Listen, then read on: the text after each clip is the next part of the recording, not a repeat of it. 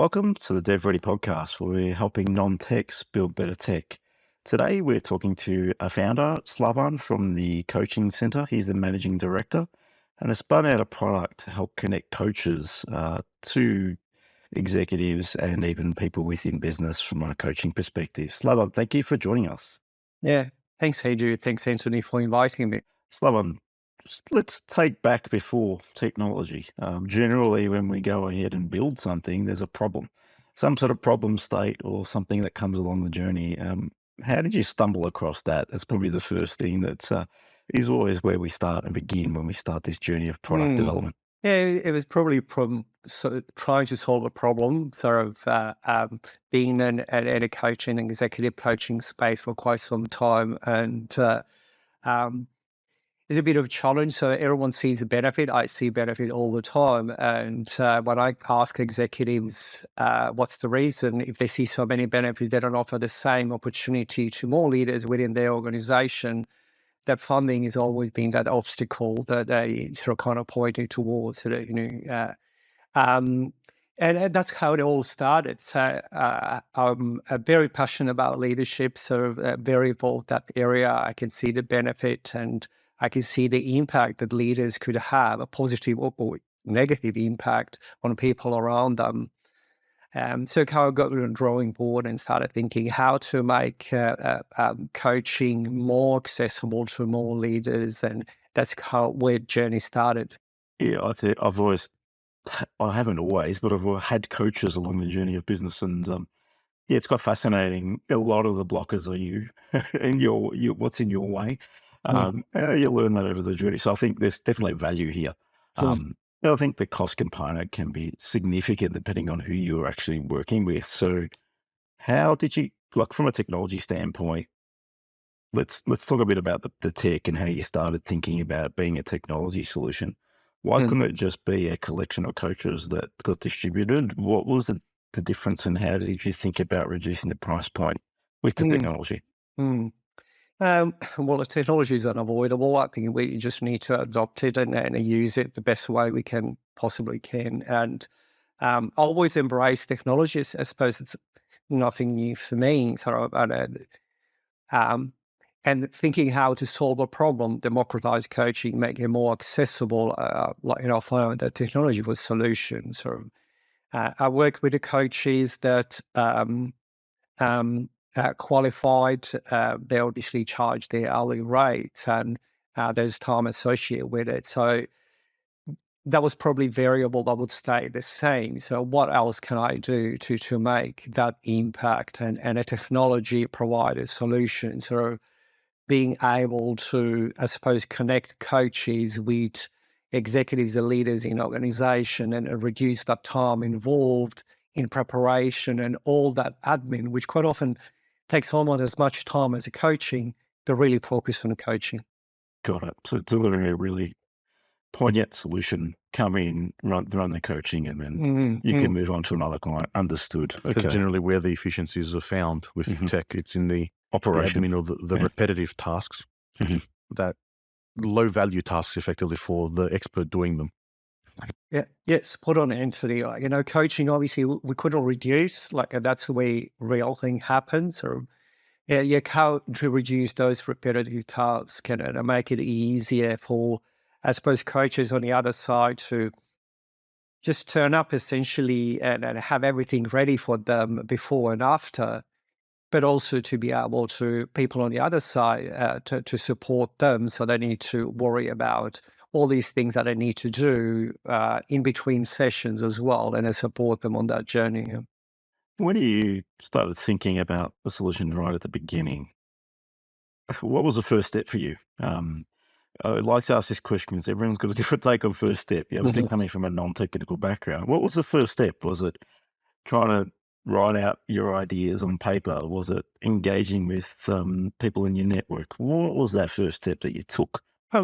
Research. I did quite a bit of research. Who are companies that are providing similar solutions? And I find the number of those probably not in Australia, but internationally. So there's quite a few in US, UK, Germany, like Europe. But I haven't found any in Australia. So Probably spent about 2 months researching. So I started very small and I started building with like a quite excessive spreadsheet and see what they do well and what potentially can I learn from it and do even better.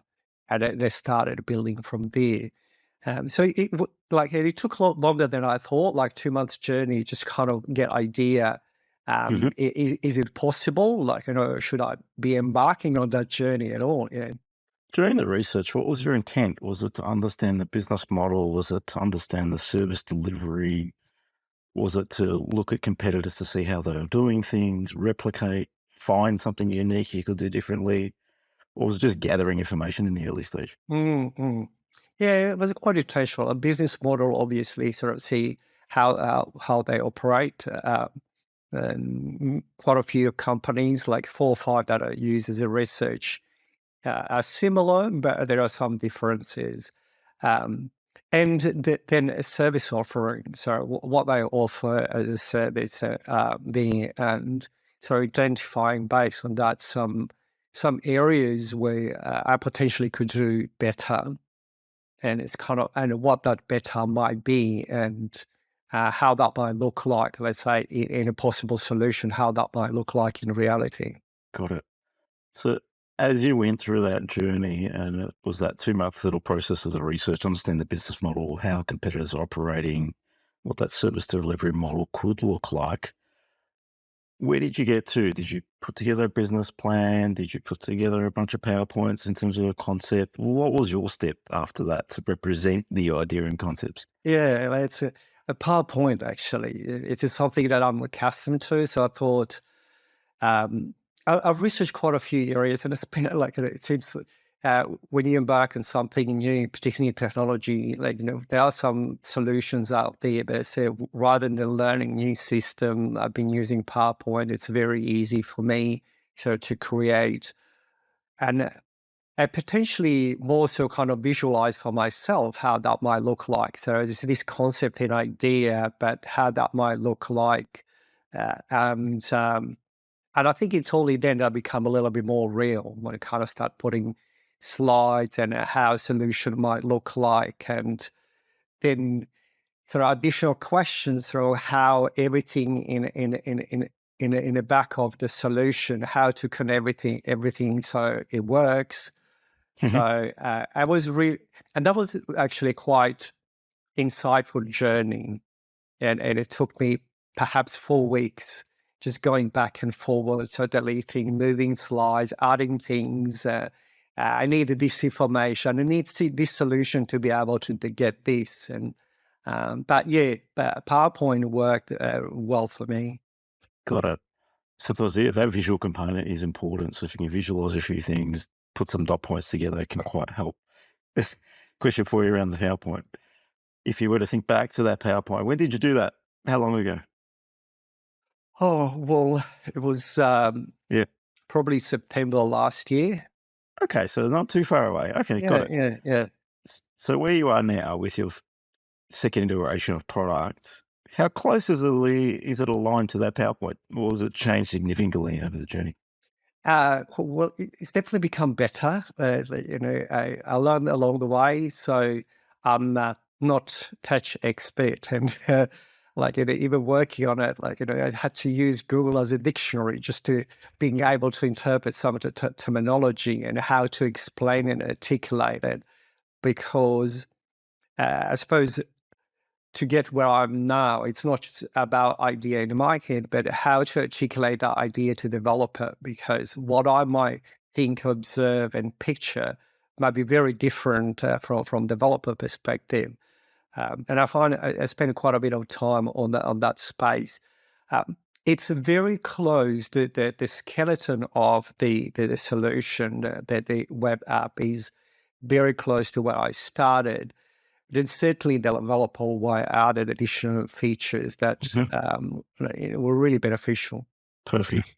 That's a good summary of how you might approach it. Because when designing or getting something into your head, we have to obviously write it down, draw some pictures, get some things going, get the juices flowing.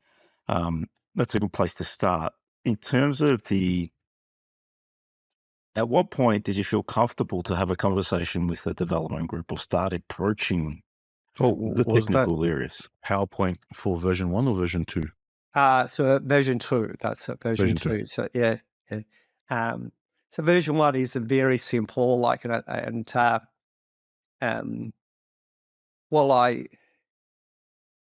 learned a lot from that experience, and perhaps that learning was really beneficial because I got a bit clear picture, and I realized I need to spend more time in preparing and making sure tick a number of boxes rather than, well, I want to design this and let's do it next week. And what was the PowerPoint for version 1 or 2? I think it was version 1.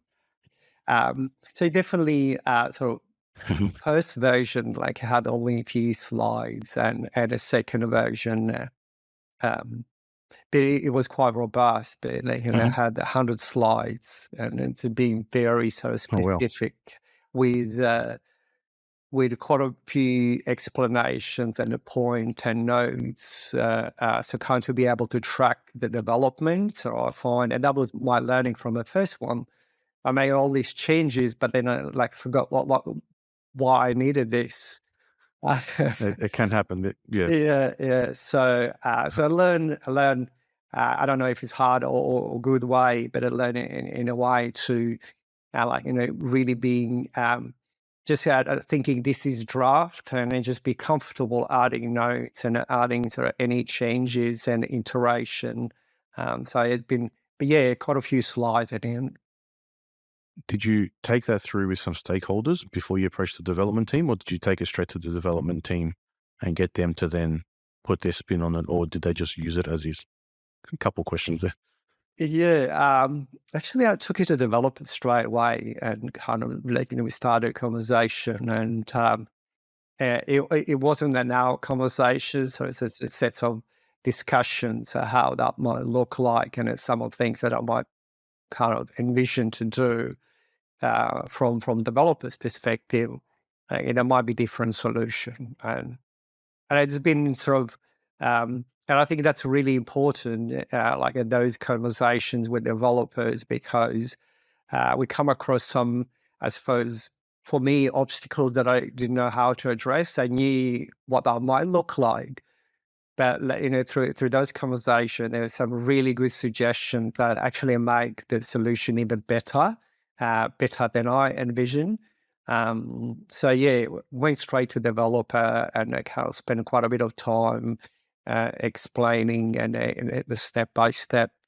I'm pretty sure it wasn't exciting on the other side to look through like a number of slides, but yeah, you have to go through it, I guess. Oh, it's useful coming from a developer's perspective to have thought out the product and the screens and the information that you want, because otherwise we have to spend all the time to extract all of that from you and get to the same result. So if you can put it down in a presentation or a hand draw it or any method, you're kickstarting the development. Like, it shouldn't take as long to get started, and it should be much easier to get the information across and get them to understand what you're trying to achieve if you do that. That's an interesting point. That's what I learned, sort of, kind of, and I started asking my question in second iteration. What question I might be asked by developer? What next? And I really spent a time on a branding and a color, and it's just kind of to avoid confusion, because being my own solution, particularly at the start, it's very easy to forget that all these small things might not make much sense to person on the other side, and rather than correcting it later. So, and that was always on my mind. So for every screen, um, what question I might be asked by developer, or based on this, and trying to address here. So yeah, it was good learning, but longer we worked, the process got quicker. I think because I learned as well to ask myself those questions more often. So when I present something, it was, I suppose, much easier to understand. And as Andrew said, not going back and forward and checking with me, what do you mean by this? What about this? Yep. one of the things that people maybe don't understand about development is it's a process, and it's very granular, the amount of detail that you need to deliver a solution. I think coming in it from a non-technical perspective, you would have learned that across the journey as you started presenting screens and there's gaps. What else would a developer ask? Because in the end, it's generally like a system like yours is probably a workflow state. It's a process-driven system which has inputs, outputs, triggers new events, etc. But you need to consider every step in that process. How did you get into that mindset coming from a non-technical perspective? What caused you to get into that mindset? It's an important piece for people to think about if they're coming into this world. Yeah, like this is interesting. I said I learned it about like working in a space. I'm a big picture person, so kind of like idea. I know what kind of that might look like, but I think it's actually that conversation with the developer. So well, it seems like particularly the start, which is going back and forward, asking like a question, sort of what I can do on my side to make this process easier. Not that I was getting frustrated. So, well, why developer is asking all these questions? Wouldn't they guess this? Like, not thinking like, well, they probably don't have the same idea as I do. So, kind of, and I wrote that and kind of start thinking, well, they're probably asking because they don't know answer. Otherwise, they wouldn't ask. So, and it kind of like, actually, one session we caught up is kind of how to make that process easier, what to think to provide in the first time, as much information and clarity, and like as you mentioned, being really granular, like not just assuming like well, like previous slide, like you would guess, like you would have idea, like in a theme and how that might look like, but not like moving beyond that and being like specific in every area. Yeah, it is a bit of a jump for people that aren't in the space. But when you get down to delivery, they're more specific, the less chance of errors and building things that don't make sense and then rework and all of the above. You don't want to be assuming things as a developer. You're not like the domain expert, or you can ask as many questions as you want to understand as much as possible. It's still a drop in the ocean of the amount of information or knowledge you would have in the area compared to the person we're dealing with, like yourself. Mhm. Yeah, I guess sometimes like you need to remember the developers work on other projects as well. So to remembering everything that I want, as I said, not assuming. And I think that was learning for me. Move away from assuming, and it just it's better provide extra information than less.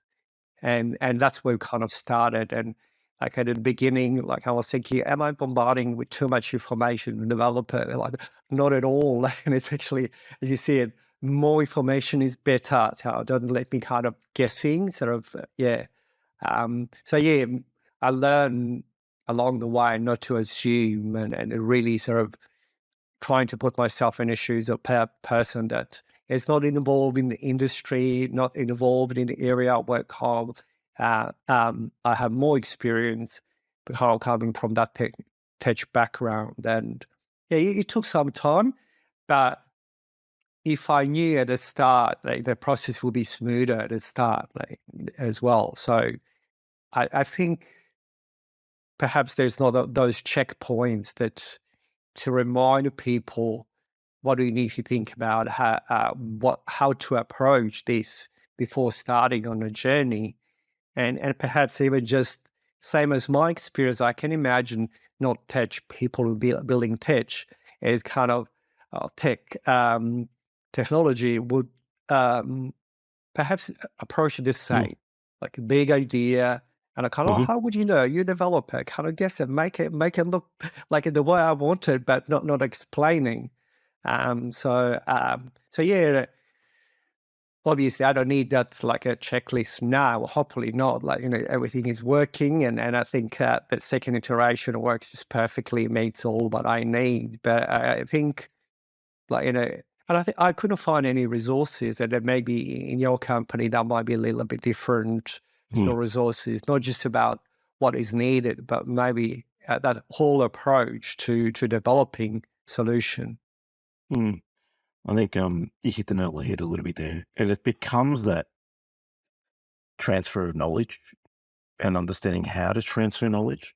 It's one of the biggest challenges in the space of technology. How do you transfer knowledge from somebody that doesn't understand what they need to transfer? So what you don't know, you don't know. How do you educate them on that process? And you need to be guided by your technical team partners, whatever they look like, to really work on that piece. We speak to a number of different, especially in non-tech is our focus, because we see that the non-techs like yourself have a lot of IP, a lot to bring to the world, to the domain, to whatever you're doing to solve new problems. But in effect, one of the key problems in the space is that domain transfer. How do you transfer that knowledge to a development team, to a product consultant, to an innovation consultant, whoever you engage first, to ensure that you're going to get a product that's going to serve what you're thinking about, your current market, your clients, etc., and in a clean and efficient way. Not an easy solution to solve for. Like in terms of product, it's about 86% of all projects fail in tech. So if you look at businesses, it's pretty on par. 90% fail. It's a similar thing. And fail means over time, over budget, wrong solution. Wrong solution is that whole domain knowledge transfer, information sharing piece. It's one of the biggest issues in the space that everyone's looking to solve for. Mm. Mm. Yeah, that was my experience as well. Mm. In kind of, you Mm. probably kind of say it directly or indirectly through a conversation. It's just how to explain my expertise and my knowledge, how that works to a person that got no idea, about, let's say, executive and leadership coaching and what clients need and how that happens on a kind of more granular level. And I probably didn't understand then, that's what I need to do, kind of make it simple and easy, so a person to understand what the business is all about and how that might look like for them to be able to kind of get, I suppose, a little bit better picture in their head how that might look like in the solution as well. Makes sense. When you went about selecting development team or tech teams to work with, what was the approach? What were you looking for? What did you find worked for you? Did you go with a different team for the second build? Yes. Yes. Not that like first team didn't do well. I think perhaps, I didn't receive as much guidance to be able to kind of, perhaps it was that, I'm not sure if I maybe on both sides that assumption. So I was assuming, the team on the other side is assuming, and perhaps that's why it didn't work as well. And that was learning itself. So that's why the second team, it was a very sort of different approach, sort of rather like moving from assuming to understanding. And then the second team actually got on back. I asked for references, and the team that I still working with on a couple of things, got really good references on businesses that are not on the same level, but the solution is fairly similar. And Yep. and I called a couple of CEOs and asked them sort of just to get sort of their ideas. How did they go about? And the person that, the business manager or developers team that got really good feedback from CEOs. Actually, that was my sort of tipping point. I went with them. Was it a different pitch from the two different groups on how they would approach the solution and the build? Or is it more because you went through what you went through in the first one, you sort of knew what questions to ask of the second team? Well, I think it's probably more me than actually the developer team, like in a first iteration. So being sort of perhaps I went there into conversation too laissez-faire, I know what I want, and it kind of developers that would just make a do miracle and make it happen. If only it was that easy. And It's probably like now when I think it's probably more me rather than developers because I perhaps didn't spend enough time to put a little bit more thought to it and more on a granular level and be able, like Anthony, as you said, ask right questions before making decisions. So yeah, it's yeah.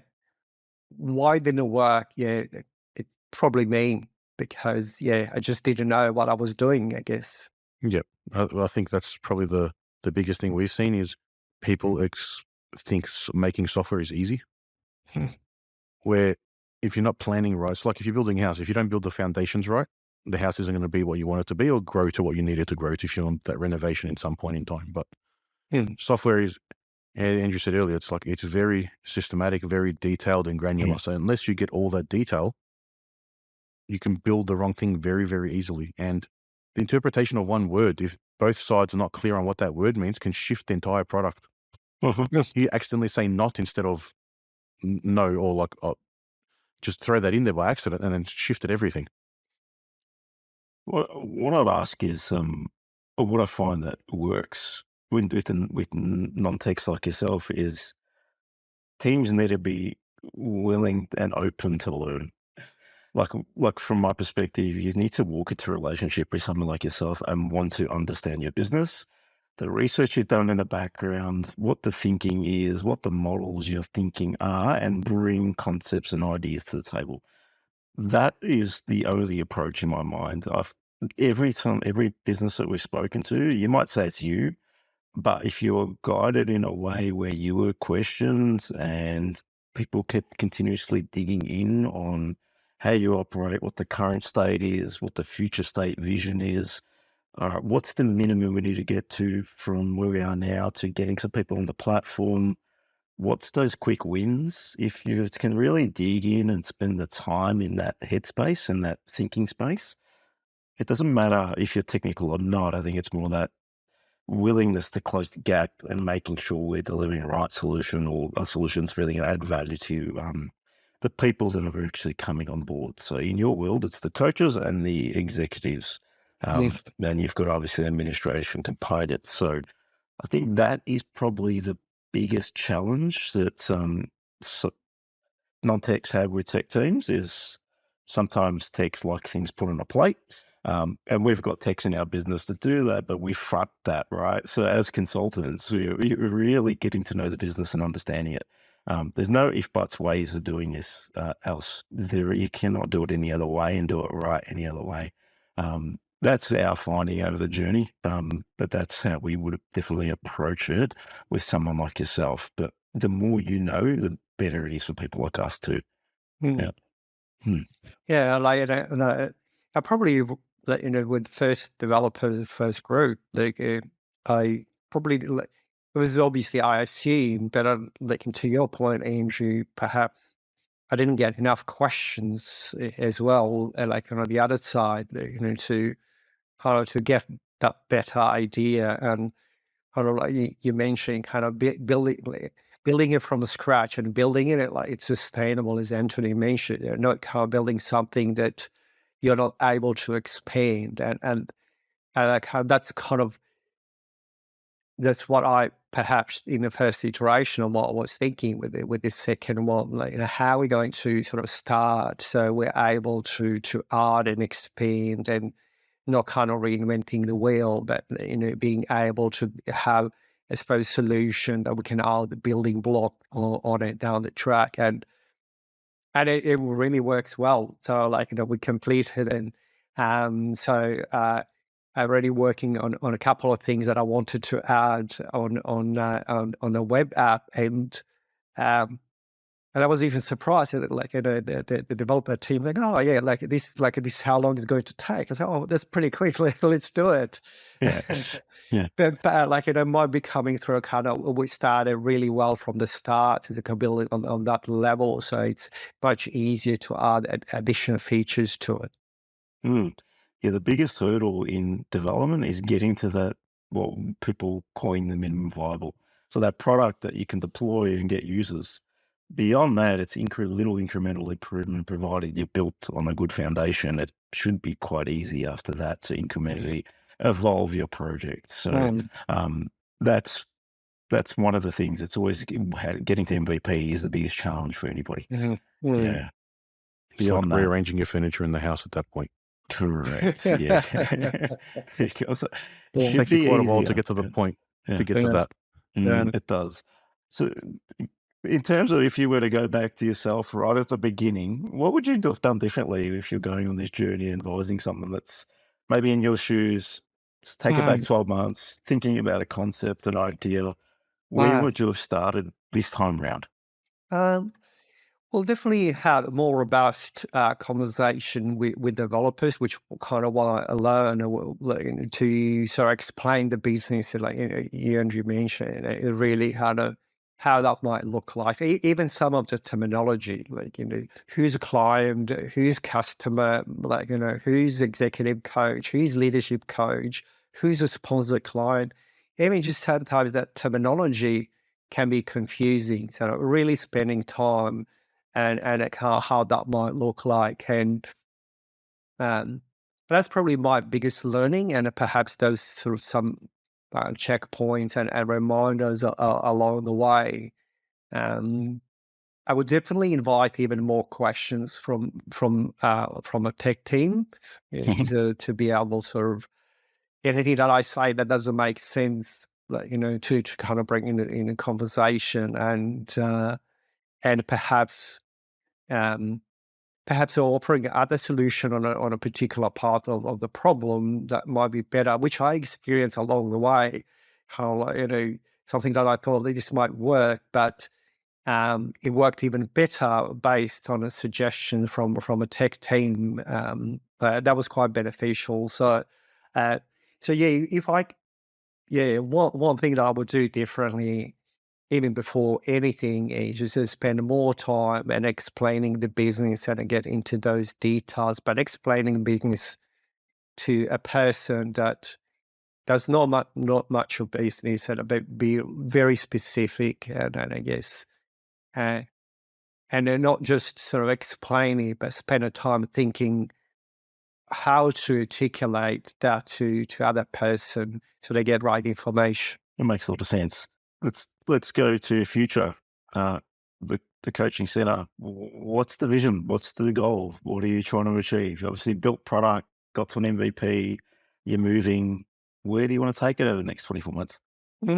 Yeah. Well, we focus on the Australian market, so we work with Australian enterprises, large organizations. So hopefully, and I think to be able to support some smaller businesses that's a plan down the track, because I see, and I get involved in a small to medium businesses one way or another, sometimes even in coaching.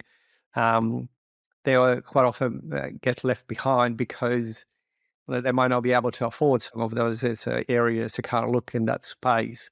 So small to medium businesses support them, and I support their leaders to I guess, drive business and motivate people and engage them and look out for productivity. And then, moving internationally. So I was very, I suppose, didn't want to buy too much, so focus on Australian market and in particular areas and sectors and then expand. So the plan is big vision. So next year to expand into small to medium businesses. Then after they go internationally. And along the way will be, I guess we can't avoid it, nowadays AI. So looking to involve AI coaching as a part of the solution. I already started a conversation with someone who's got like something in developing that space. So I just don't want to rush through and what we talked about before. I learned something from my experience in building their web app. So and this is will be not completely new, but quite different. So yeah. So that's So small to medium businesses, international, and AI coaching. Yeah, it makes a lot of sense. the SME market is quite a large market. If you can build a model that is achievable for them, the AI piece could actually make it viable. If you've got a hybrid model, I feel like AI will come into coaching in a big way, but I still feel like you still need that one-on-one. So there has to be a hybrid model. I don't know if you just want to talk to a machine. Yeah, and it's someone to connect to. So when you're in coaching, there's moments where you're in a crappy place and you need just someone to bring you out of that and have a connection with and just share a story that their experiences. I find that great coaches share good stories too. So yes, they're asking great questions, but they're also sharing the stories about their life, their journey. And I find that brings a bit of a closer the gap between the coach and the coachee in my mind. Yeah, definitely. And I read an article not a while ago, like a couple of weeks ago, and it just like the coaching could actually void that gap because we use technology more, hybrid working, remote working, void that gap for human connections. Is like with the management is reducing, we have more people managing more people, more leaders managing more people, so they don't have enough time to be able to support them. So, but that's my view as well. So, leadership coaching and executive coaching can actually warm that gap. And AI coaching, it's quite different. I think we still need that human connection. And so, while I see AI coaching might be that SME space, perhaps kind of combination to reduce, I suppose, entry point and make it a little bit more palatable for SME to be able to invest. Might not get Ferrari, but it still get Mercedes, so that's still okay. Yeah, if they can provide help and at a more easier scale, then why not?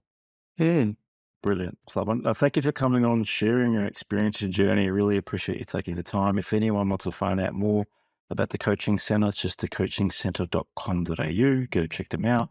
There's a little bit of a spiel and website there to have a bit of a look. And if someone wants to engage with you, how do they do that? Can they just do that from the website or reach out and connect? What's the approach? Yeah, website is usually good way. There's connect that form on a website, so that's probably easier.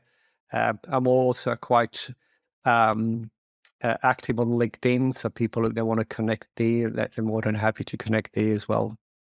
Beautiful. No, thank you, Slaven. I really appreciate you joining us on the DevReady Podcast. Thanks for your time. Thank you. Yeah. Thanks, Andrew. Thanks, Anthony. I really enjoyed it.